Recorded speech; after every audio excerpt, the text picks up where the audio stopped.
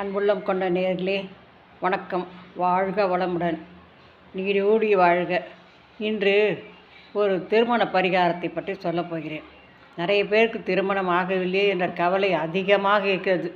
அவர்களுக்காக ஒரு பதிவை வெளியிடுகிறேன். நீங்கள் என்ன பண்ணுங்கள், வெள்ளிக்கிழமை அன்று ஒரு 5 சுமங்கலியோ 7 9 உங்கள் வசதிக்கு தகுந்த மாதிரி வீட்டுக்கு கூப்பிட்டு அவங்களுக்கு வடை பாயசத்தோடு சாப்பாடு போட்டு போகும்போது வெத்தலை பாக்கு, தாலிக்கயிறு, மஞ்சள் குங்குமம், ஒரு முடிஞ்சால் ஜாக்கெட் விட்டு ஒரு 11 ரூபா சில்லறை வச்சு அவங்களுக்கு கொடுங்க. கொடுத்துட்டு மறுநாள் காலையில் சனிக்கிழமை சனீஸ்வரர் கோயிலுக்கு போய் சனீஸ்வரருக்கு ஒரு அர்ச்சனை பண்ணுங்கள். அர்ச்சனை பண்ணிவிட்டு பிரசாதம் கொடுத்துட்டு ஈவினிங் அன்றைக்கி சாயங்காலமே ஆஞ்சநேயருக்கு ஒரு வடமாலை செலுத்திடுங்க. போயிட்டு வந்து இந்த இந்த பரிகாரத்தை செய்து பாருங்கள். சீக்கிரமாக திருமணம் கூடி வரும். ஒரு 3 மாதத்துலேயே முடிஞ்சிடும். அந்த அளவுக்கு சீக்கிரமான நல்ல பரிகாரம் இது. ஒரு வேளை சுக்கிரன் வீக்காக இருந்தாலோ இல்லை சுக்கிரனை குரு பார்க்காம இருந்தாலோ, ஏன்னா கலஸ்திரக்காரன் 7ஆம் இடத்துக்கு சொந்தக்காரன் சுக்கிரன் தான், அவன் தான் திருமணத்துக்கு அதிபதி.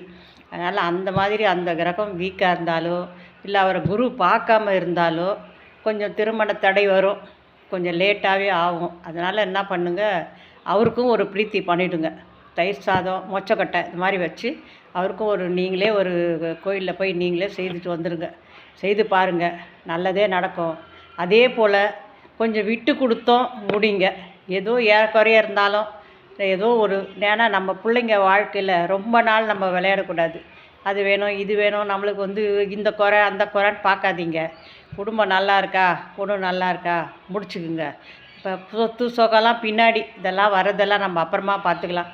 லைஃப்பில் வயசு போனால் வராது. அதனால் இதை நான் ஒரு அட்வைஸாலாம் சொல்லலை, உங்களுக்கு ஒரு பணிவான வேண்டுகோளாக தான் சொல்கிறேன்.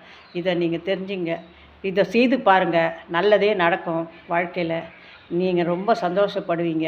அந்த மாதிரியான ஒரு காரியத்தை ஆண்டவன் நடத்தி தருவான். நன்றி. வாழ்க வளமுடன்.